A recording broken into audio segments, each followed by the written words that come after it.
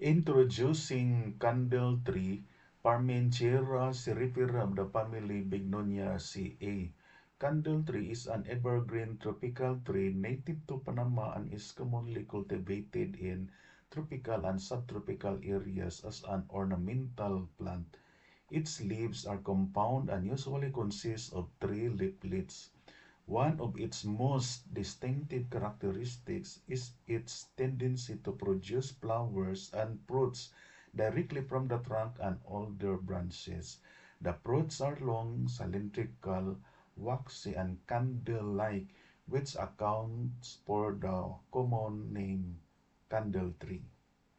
The principal use of candle tree is ornamental.